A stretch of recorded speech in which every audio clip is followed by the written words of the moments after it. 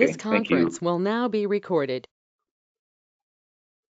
Welcome, everybody, to the December edition of the Iowa 911 Communications Council. We'll call this meeting to order now. Kara, could we have a rundown of who's here to see if we have our quorum? Yes. Can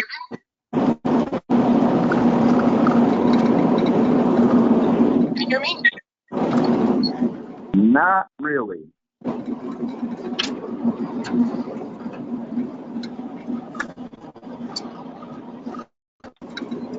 Okay, is this any better? Slightly. Is this better? Yeah, go ahead. Okay, Tracy Bearden. Here. Lauren Hartman. I think you said George. I'm not sure. I don't know what's going on. Lawrence Hartpence. Here. George Griffith. We have Sheriff Roder. Mike Bryant. Here. Mark Murphy. Here. Jeff Anderson. Here. Robert Johannesson. Here. Rob Dennert. Here. Jack D'Angelo. Here. Taylor Teeple. All right, you have a quorum. Okay, thank you, Kara. All right, could I entertain a motion to approve today's agenda, please? So move, Mark. Johannesson, aye. He beat me, so second, Bearden. Okay, we have a motion and a second. All those in favor? Aye. Aye. Aye. Those against?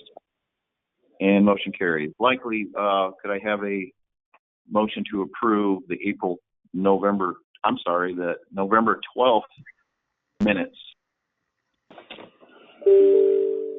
Anderson. Sorry, I'm having trouble hearing who made that motion. Jeff Anderson. Okay, Jeff Anderson. Do we have a second? Griffith. Okay, all those in favor signal by saying aye. Aye. Aye. All those against? And motion carries. Blake, could you give us the State 911 report, please? I can, thank you. Just in advance, there is a lot to go over today, so I apologize for how much you're going to listen to me talk at the beginning of this meeting. So we will go ahead and just jump right in. Just a quick update on the virtual consolidation efforts. First, the wireline migration, and both Comtech and ICN are on the call if there's detailed questions. But just to give you a rundown of where we're at there. And there'll be 51 PSAP migrations complete by the end of the day. And actually one had to cancel today. So that number will be nice around 50, and that will end the migrations for the calendar year between holiday moratoriums. That is basically it for the year. And we'll pick back up in January with the PSAP migrations. Also with the wireline migration, we continue to have discussions with some of the larger PSAPs within the selective router regions to specifically kind of address and help triage the no record found issue. So when a telco has not provisioned their alley data, right now, most of those end up at DPS State Radio. Again, we've kind of talked about this for a number of months and just wanted to let you know that those conversations are still going for those local PSAPs, or I should say more regional PSAPs, to continue to get those calls prior to ending up at DPS State Radio. Of course, those regional PSAPs have people they answer to and lawyers looking at the MOU that we have drawn up. So just again, an update that those conversations are still all ongoing. Also a reminder, once your PSAP has migrated, so for those 50, to send an email to disconnect your Lumen, which is formerly CenturyLink, to disconnect your camera trunks and your alley circuits. I do send that email notification once a migration has taken place, but was informed that not in not all the cases has that actually happened from the PSAP level. We're not the customer of record with Lumen, so it does need to come from the PSAP. But again, just mostly a reminder to disconnect those camera trunks and alley circuits. Moving on to the shared services, kind of a big update. Really happy to share that the dual backhaul was successfully turned up. I've been briefing that for a number of months now. That was successfully turned up yesterday in Marion County. They went live on the shared services yesterday. Zetron is on the call as well to give you some more details about that effort, but since I've been briefing it for a number of months, wanted to share that good news with FirstNet and dual backhaul. Also an update on the shared services, we are getting a disaster recovery PSAP off the ground. It's an effort, again, with FirstNet and Zetron, as well as Comtech and DPS. So the concept is that a mobile PSAP would be available during a disaster or disaster response and recovery that would be kind of cohabitated with the DPS mobile command vehicle. So we're working through some of the operational side of that. A lot of the effort so far has been on the technological, what's it going to take, how do we design that? But that will be available or becoming available at some point next year. So again, we're just trying to roll out the program and figure out how operationally we deploy that, who manages it, who makes sure it's up to date, how do you request it, all of those good things. Any questions on those two efforts so far?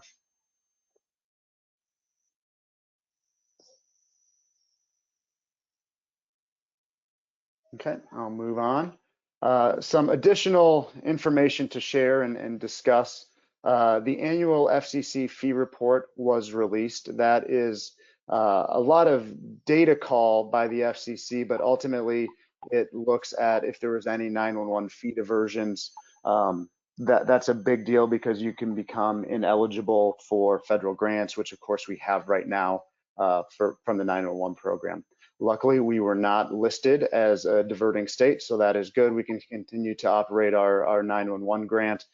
There continue to be about 4 or 5 states in the nation that are kind of habitual offenders.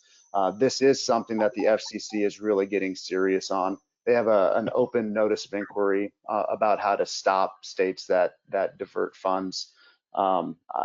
Usually I work our feedback comments, at least kind of for the state, at least from the 911 program's perspective, back through NASNA, again, the association of my peers of 911 administrators. So we did submit feedback on that notice of inquiry towards future fee diversions and things that the FCC can do to try to stop or slow that down. But again, we are not on the list for this year, so that's good news. One thing that I've briefed in the past kind of periodically, as we rolled out text to 911 in the state, we noted a kind of a technical hurdle with the Viper CPE where location was not received with the text that came in on Viper CPEs. Thankfully, there's a lot of work done by both Intrado and Lumen and Comtech, and yesterday, I think we were much closer to a solution where they kind of rolled out an upgrade to start receiving text to 911 on Viper systems. That was done at one PSAP in particular, and then they will retrofit the additional 20 or 25 PSAPs that use Viper technology. So that's good news as well. I'll pause and see if there's any questions so far.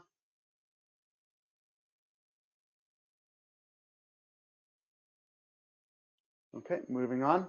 The FCC and Congress passed a law that is rolling out a national 3-digit short code number for the National Suicide Hotline. That is going to be 988. So there's not a ton of things that really impact 911 on this, but there's kind of some periphery things. First of all, and I saw some folks like Dave Duncan from ICA on the line, For the telco carrier or for telephone companies, there will be mandatory 10-digit dialing in the 515 and 319 area codes. I think that's mostly of interest for folks on this call. Again, it doesn't really touch 911 per se, but we did need to make sure and go through all of the star codes that had been provisioned by the PSAPs and make sure there were no 7-digit numbers to get to a star code transfer. The real reason behind that is, if you think about it, if you go to dial a 7-digit number and your prefix is 988, instead of getting John Smith next door, you're now getting the National Suicide Hotline. So that's the reason for the switch to the mandatory 10-digit dialing in those specific area codes in the state of Iowa. There's a lot more throughout the nation, but those are the ones specific to Iowa. So again, we went through and double checked and verified that there were no 7-digit dialing numbers provisioned as star codes within the PSAPs, and validated that there were none. We only use 10-digit dialing for star codes in the state, so we're all good there. And really just wanted to bring it up to everyone's attention. The FCC is also doing a couple things around 988. They have an open proceeding to talk about location data and if that is a good idea or the feasibility of it, as well as they have allowed states to create or implement surcharges for 988 as well. That's really specifically if a state operates their own suicide hotline. So again, there's just a lot of similarities, parallels, and things that kind of surround 911, but nothing that really directly impacts 911. But just it's close enough and of interest enough that I wanted to talk about it here. See if there's any discussion, any questions into that effort. Blake, Dave Duncan from ICA. We represent the Iowa-based telephone providers. Thanks for bringing that up and referencing me. From our standpoint, as we look at this 988 transition, we are hearing that the switch translations and the technical side should be relatively straightforward. But one thing we are trying to prepare for is the consumer uncertainty. All of a sudden, you've got hundreds of thousands of people that are going to need to dial 10 digits, and no matter how much public education is put out there, there's still going to be confusion and people not getting the message, so to speak. So that's one of the things we're going to be working on. Thanks, Dave. And yeah, I think, just the public education part is one of the reasons I wanted to discuss it here as well, or at least bring it to folks' attention. The timeline on that, I believe, is April. So the National Numbering Agency is doing a lot of information around it. A lot of your PSAPs probably received that information. I got some PSAP specific information. So I think they're kind of ramping up, and thanks for any public education that you can do as well. Any other questions or comments surrounding that effort? Hey, Blake. I saw Lawrence, I think. I didn't want to interrupt. I feel like I'm kind of a little dumb here, but are you saying that the common user has to remember that if they call local that they have to start using the area code? Is that what you're saying? Correct. Okay.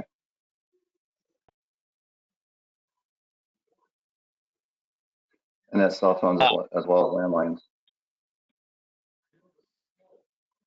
Yes, I believe so. Again, if you think about, that the 3 digits after the area code, there is a 988 within the 515 area code. So if you just start dialing 988, that means you're going to be getting the National Suicide Hotline and not your neighbor next door.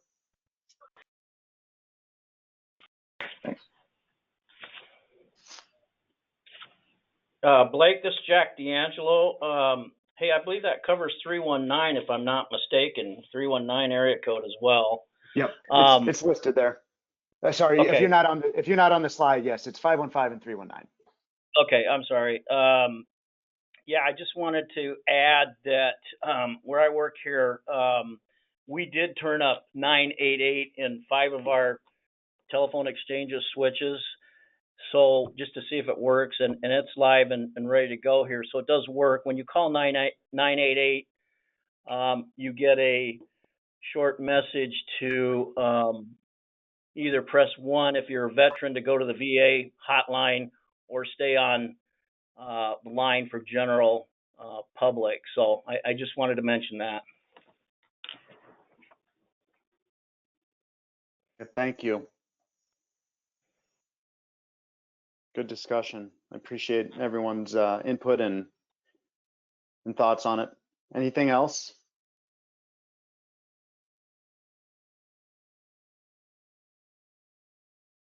Blake, this is Lindsay Kenworthy with the Utilities Board. I would just add that the board is monitoring this issue and looking at ways that we can offer consumers, support around that topic as well if they call in with concerns. So we're obviously not the folks implementing it or even overseeing it, but I'm glad to help with the effort given the cause.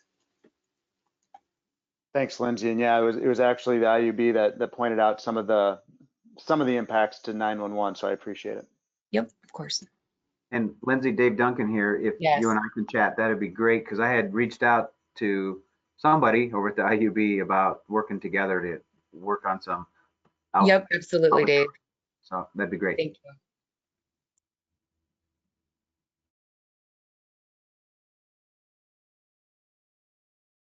All right. Definitely more to follow on that, or if discussion needs to happen offline, that would be great too. So moving along, we do have, as the 911 program, a legislative report due January 15th. That is kind of in publication status right now with our kind of editors, public information folks. So nothing really of surprise there, but just for your awareness, that's something that I've been working on and will be due to the legislature January 15th. Thank you for all those who provided feedback on the strategic plan. We're working to finalize that. There's about, I'd say, 10 to 12 folks that reviewed that and provided comments. We did get a good number of people that were willing to serve on work groups, so I appreciate that. When we send out the final strategic plan, we will either target some folks to continue serving on work groups or continue to ask for volunteers.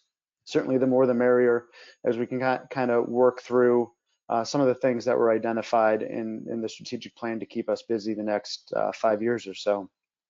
One of those things specifically in the strategic plan was translation services, and we're trying to do some fact finding and gather some information on that. And that's, I know a number of PSAPs have a STAR code provisioned to conference in translation services in the case of a non-English speaker speaking 911 call.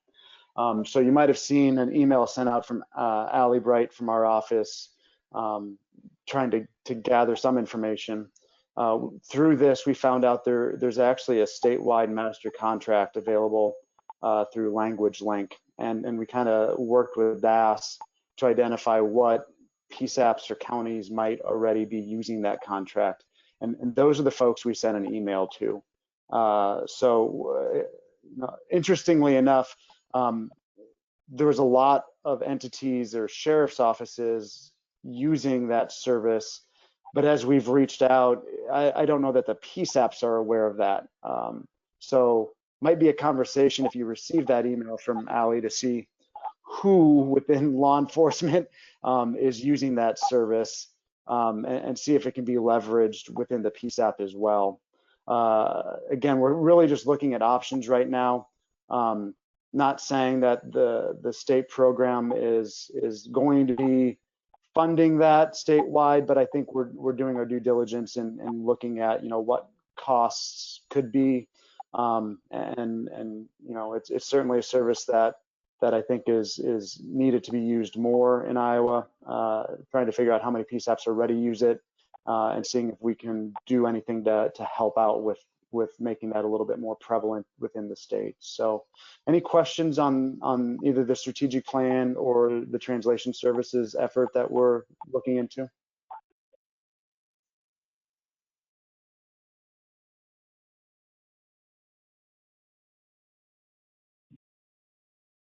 Okay, and then finally on this slide, something I'd like to get some input from the council on, and maybe specifically those of you that deal with GIS data or from PSAPs. We had 811 reach out to us, and that's the number you call when you go to dig a hole in your yard. You need to make sure you don't hit anything. Basically, Iowa One call, and they reached out to us wanting to know if we could share our road center line and site structure address points with them. They described that they often have to reach out to local jurisdictions to get that information. And we're kind of hoping for a one-stop shop and asking if we could share it. We don't know of anything that really prevents us from sharing it, but really kind of just wanted to socialize the idea. I think we'd certainly look at putting some sort of non-disclosure agreement in place with them. But if it could save some headaches at the local level and we could serve as that one-stop shop, we're happy to do it, but want to kind of proceed with caution to make sure that there's no pitfalls that we haven't thought of, and really just trying to get some local input on that discussion. Hey, Blake, this is Lawrence. I think that just for the, how do I say it, in respect to the integrity of the 911, next generation 911 GIS data, I think that if we start to decide that we're going to give the data away without permission from each of the PSAPs, then we might find ourselves losing the good faith of our constituents. I think that the vast majority would be fine with it. But I know that there's, especially out in the more rural communities, there's not quite the trust that there would be in other areas, and they're not. I know that there would be some that probably wouldn't be comfortable with it.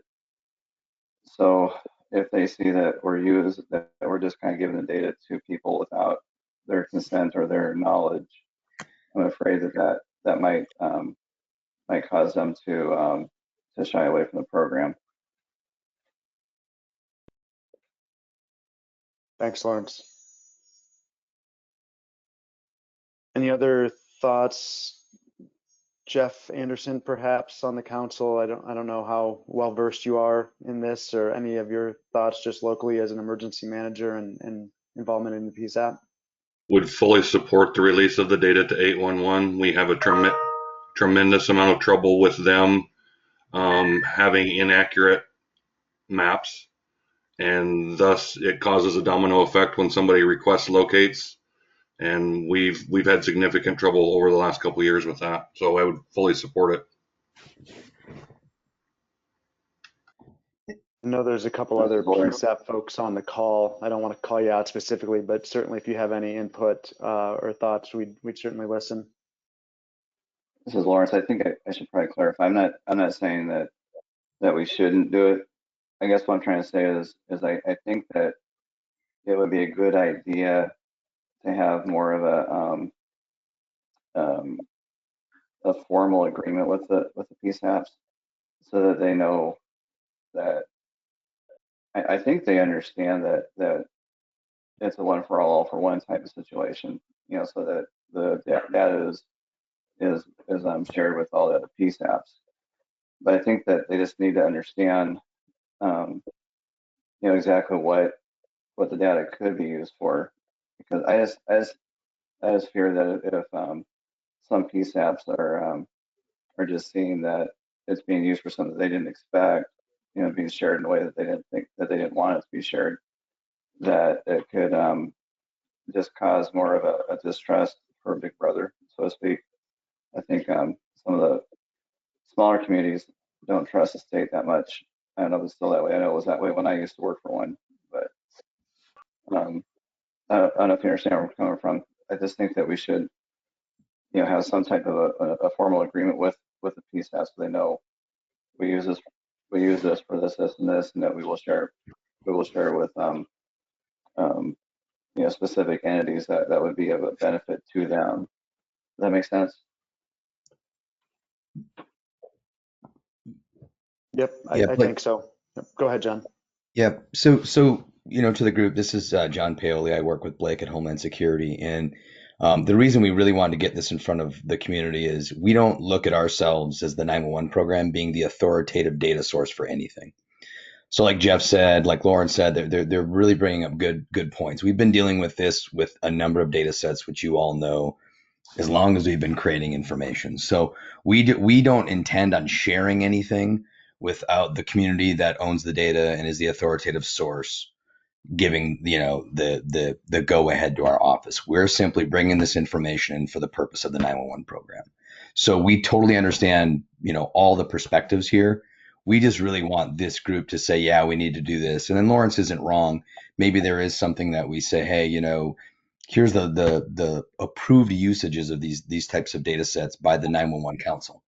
And then we proceed from there. We know we're not going to hand the data over to One Call tomorrow. They're very aware of that. In the conversations I've had with them, they were just really looking into the possibility within the next year getting more accurate maps, like Jeff said. So we don't intend on turning around and doing anything with it. We just really want you as a community to give us a little bit of guidance on how to proceed. Yeah, I appreciate that, John, and I'm kind of in the same boat with Lawrence in terms of, because Polk County, our service board and our PSAPs agreed to have the city of Des Moines, who handles the regional GIS, work with our data, massage it. They get the information from our PSAPs. So I do think that they would need to, Anna Whipple would need to be at the table in that conversation, just so she has noticed and that they know about it before things move through. So I do appreciate all the comments. I do think that we just need to have that conversation on our end with our regional GIS and go from there. But I do understand all the points. Yeah. And just Tracy, and for everyone's awareness, they've received within their One Call community, which is actually, metro communities in the Des Moines area, as well as other communities around the state. This is where they got the idea from the counties and cities. It didn't come from a state agency. So, we were basically referred the One Call crew and their database administrator from the cities you all work with in the metro and beyond. So this was nothing that just came out of left field. This was a kind of a local issue from the start. That's good to know. Thank you.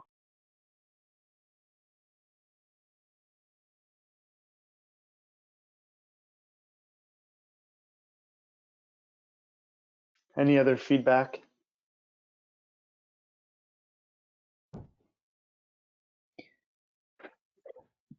I would suggest perhaps we put it on new business for next month. Perhaps the council can give us just a recommendation, as an advisory council, that is what it is, and it kind of gives us some direction. And even if the advice is, to put an agreement in place with the GIS and 911 community, just give us some direction, I think is kind of what we're looking for.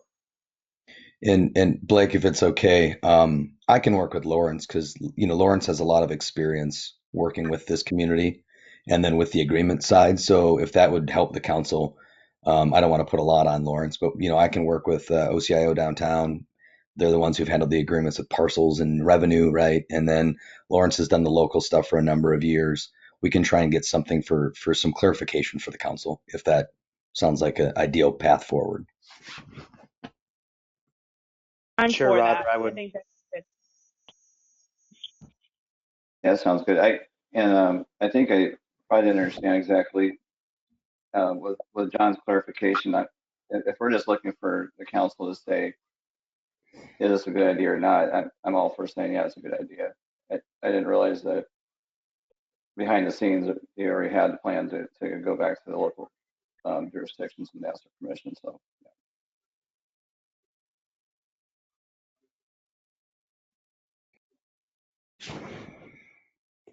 And John, I think with that agreement you're talking about working with Lawrence and so forth, I think that would be sufficient. I don't want to speak for the city of Des Moines, but I think that that's kind of what they would be looking for too. Okay. Yeah, and we don't have a plan. Our plan was to socialize this with you, the council, because Blake and I, again, we don't consider our office owning any data.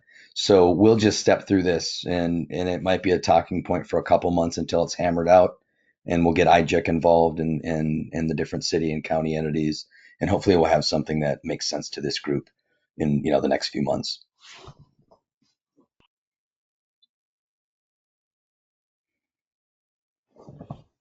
Blake and John, it's Jeff again. Has 811 indicated how many times they would like to see a data dump, once or twice a year? Just wondering, because they're in a span of 6 months, when especially during the construction season, there's a lot of new roads that are built and a lot of new houses and thus addresses that are added. Just wondering if they are prepared to do it twice a year or once a year, or what they were thinking. Yeah, this is John again. Their database administrator, obviously would love it twice a year if possible. But basically they said participation has lagged in different parts of the state. So they would really just take even an annual update, and then kind of it gives them an idea where the development's occurring, right? And they'd go from there. So I just think they just want to be in your thoughts, if at all possible, so they can maybe have updated maps twice a year. I think that's their initial goal. They'd be very happy with that. I would fully support twice a year. Yeah.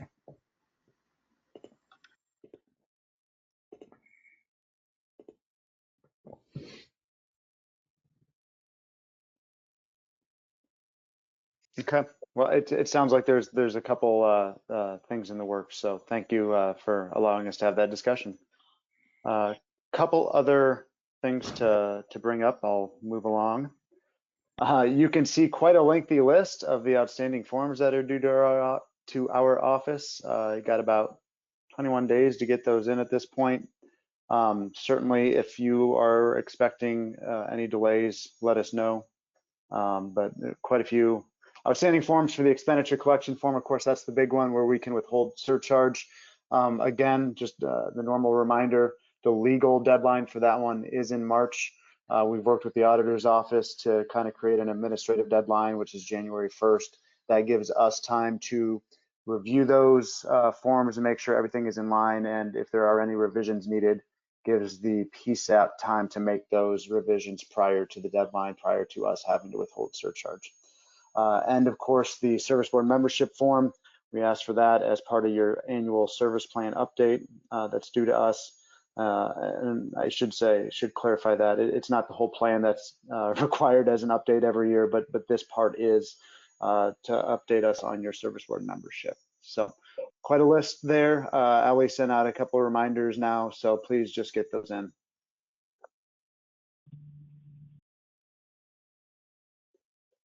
Oh, I think this slide is a little bit out of order. Sorry about that.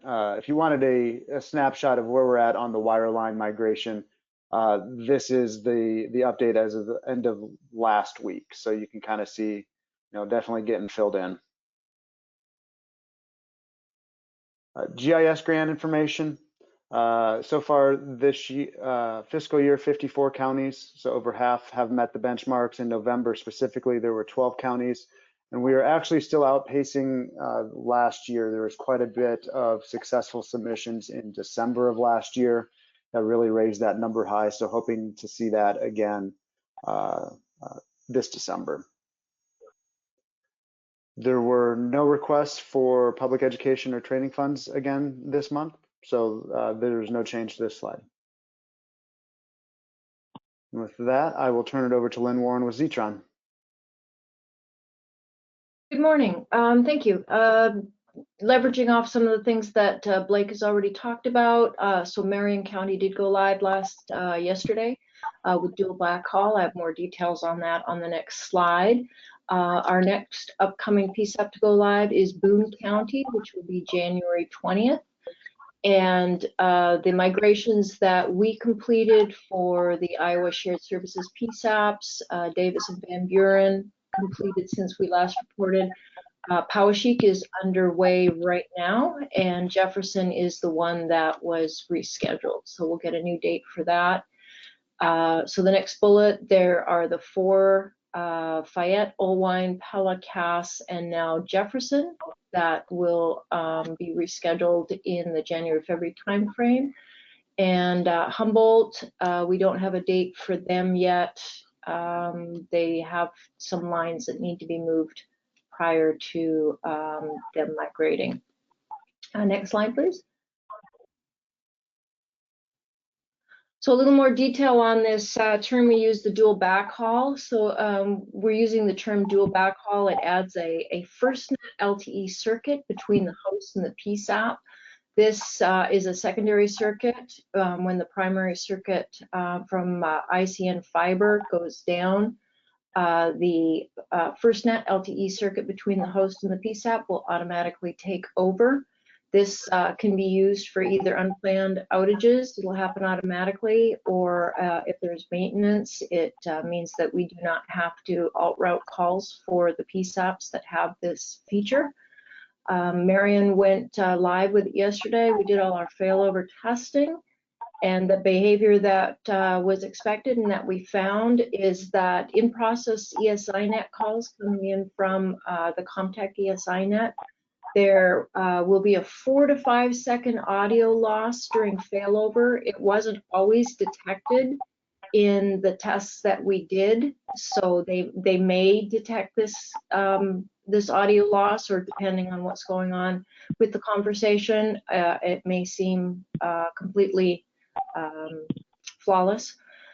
The console may briefly show a call controller disconnect error until the failover is complete. Again, it sort of depends on how quickly it fails over and timing. They may or may not see it briefly. If a call comes in from the ESINet during that 4 to 5 second failover, the caller may just hear a little longer ring until the failover is complete, and then the call will be provided to the PSAP for the consoles to answer.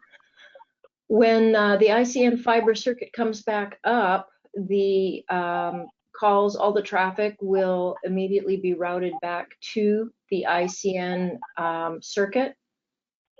Oh, sorry, I missed a bullet there. While the call is on the FirstNet LTE, we did various testing and there was no audio delay. There was a little concern, since it's an LTE network, that there may be some audio delay, more so than when on fiber, but in the conversation testing that we did, there was no perceived delay. And then the last one is that when the ICN circuit comes back up, the traffic will move back from the secondary LTE circuit back to the primary circuit. And this happens in milliseconds, and there is no perceived impact to either in-process calls, new calls, or the console. We're working to schedule Cedar Rapids DPS retrofit for next week, and then we'll be planning out the rest of the PSAPs to be retrofitted through the end of February. I could pause there and take any calls if that's not too disruptive for a group this large.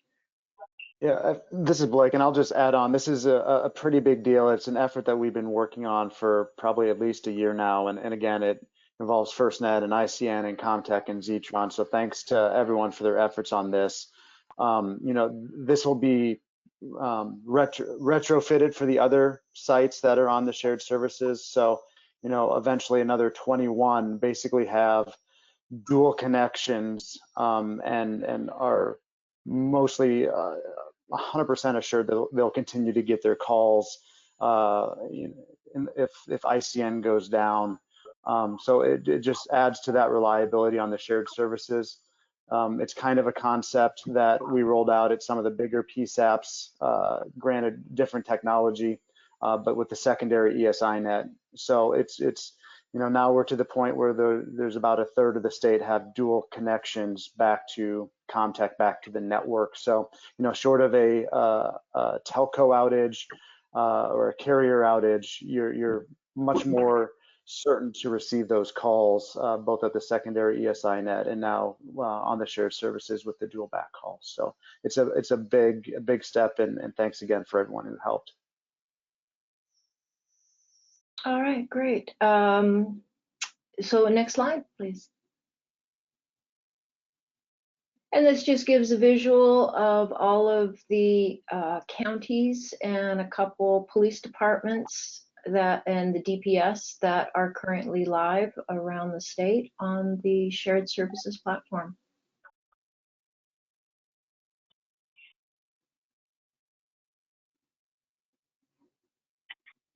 All right, thanks, Lynn. Any questions? That really concludes the program manager's report as well.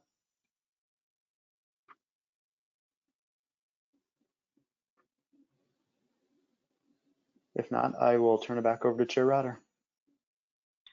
Okay, thank you, Blake. A lot of information there.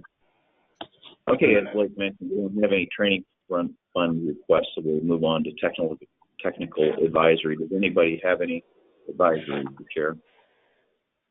Yeah, Mr. Chair, this is Jack D'Angelo. I have one item this morning. Just looks like we have a new telephone scam going around, and the council and the people on the call probably have run into this already, but it's called the One Ring scam. And basically, or generally, these look like they're originating outside of the U.S. I'm getting quite a few on my cell phone here in the last couple weeks, and it rings once, they hang up, and that's trying to encourage people to call back and incur large toll charges. The scammer may get a share of that toll charge, or the scammer may have a voice message or live message to try to sell the customer something, either way. So we're trying to look at those from a communication provider, those calls that are coming in, but they're all over the board, so it's really difficult, as the FCC has given us permission to try to block those calls, but we obviously have to be careful what we're blocking. So just wanted to bring that to the council's attention if you haven't already had those, and I guess that's all I have this morning, Mr. Chair. Thank you. I'm hearing a lot about that. I think that's probably one of the more widespread scams I've seen in a very long time. So thank you. Yeah, for I that. guess one thing I forgot to mention, this isn't a new scam. It's an old scam, but it's just been redeployed. Right. Okay, thank you. Yep. Okay, moving on. Can we get an update on Iowa Interoperability Governance Board? Chris Myers, are you on? Yes, Mr. Chair, I am. Thank you. Can you hear me okay? I can, thanks. All right, good deal. So lots of information been shared already. I've got some as well for the council from the board. We are working on putting in some technical assistance requests to CISA and ICTAP. They're the ones that deliver the federal training for us. We have had some updates that they've put into their curriculums to make some things virtual. And as more of these virtual offerings come around, I'll be able to update the group on what we're working on with them. So far, we are looking at putting in a request for an Iowa Field Operations Guide development. This would give us a paper version of a field operations guide along with an application that would work on an Android or an iOS platform. Burn time on that's probably going to be about a year to a year and a half before it's done, but I'll keep the group appraised of how that's going. We're also looking at doing a state-sponsored COMT in cooperation with the Iowa National Guard. As we get more things pinned down with respect to details for that, I will also bring that to the group here. We're still supporting 2 communities in Iowa post-derecho with SDR trailer deployments. If there's any specific questions on those, I can field them later on. We are also working on updated PSAP training and in-field user training for the use of the ISIX platform. If you recall, last month we had a draft agenda that we had started circulating among our regional interoperability committee members to see if it looked okay. So far, members from region 1, 2, 5, and 6 have seen it. The feedback has been positive overall. We're going to work on getting it in front of RIC 3 and RIC 4 over the next month. And we're looking at a desired launch for that course sometime in 2021. In all reality, it'll probably be closer to Q2. We're also still offering one-on-one training for interoperability on ISIX and also status board. We can do this in person or virtually. The virtual option has been popular recently. If you want to schedule a session, please let me know. We'll get it lined up for you. ISIX applications approved last month. We had one level 1 application approved for Fayette County EMA. We had one level 2 application approved for MedForce. They're an air ambulance service based out of southeastern Iowa. And then we had a couple of level 3 applications in Henry County, Madison County, and the Sac County Sheriff's Office. Up for approval today, a couple of level 2 applications from Almaquee County and SIPCO. SIPCO is a Central Iowa Power Cooperative.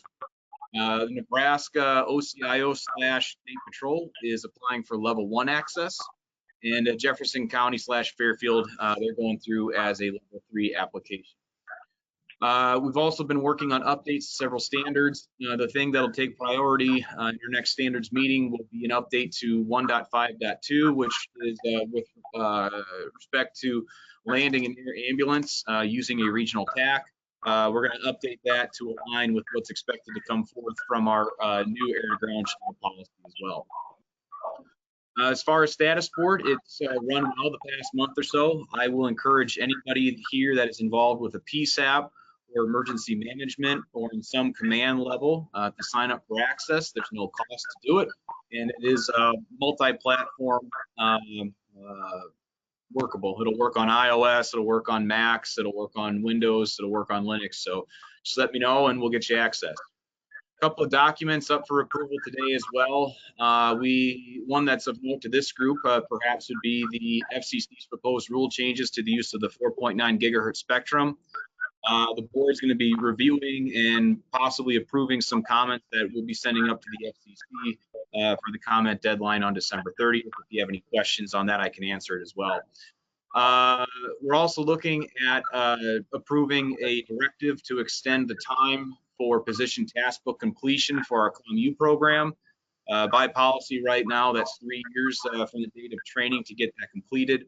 However, since COVID-19 started, there have not been any event or very few and far in between events for the training to get things signed off on. So we're looking to extend the time to complete those task books so it's fair to the trainees, and we'll probably align that with the governor's proclamations. Few new FirstNet sites over the last month or so. There were 7 small cell sites in the Des Moines metro area, one by Highway 151 by Bernard, Iowa, and one out by Redfield in Dallas County. That's my report, Mr. Chair. I will go ahead and take any questions.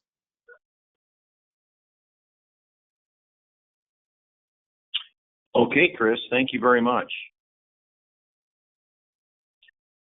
All right, moving on. I'm not sure, Jim Lundstedt, are you on the line by chance?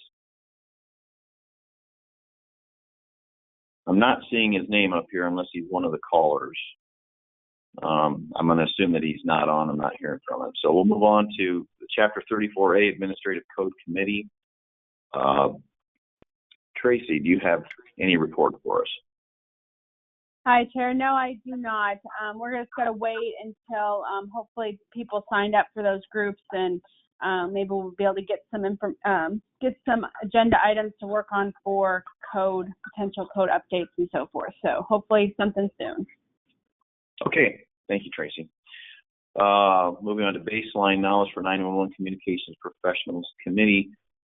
Jamie, are you on the line?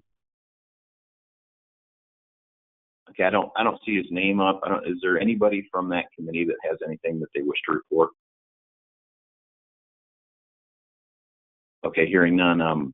Obviously, they did submit a report last month. I think they did a pretty good job getting that out. But if you're in need of that report, please just reach out to myself or Blake, and we'll get you hooked up with it. But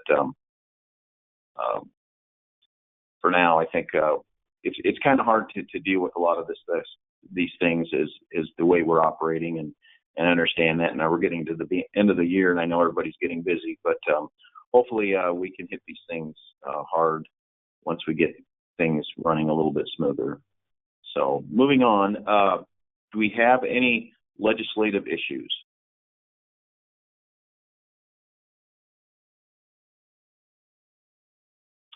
Okay, not hearing any. I don't believe we have any unfinished business or new business. Blake, just let you know, I did make a note here for new business next month to include that GIS data for 811. So I've got that in the notes here. So we'll expect that next Sounds time. I know we don't have any travel requests. Do we have any business from the floor?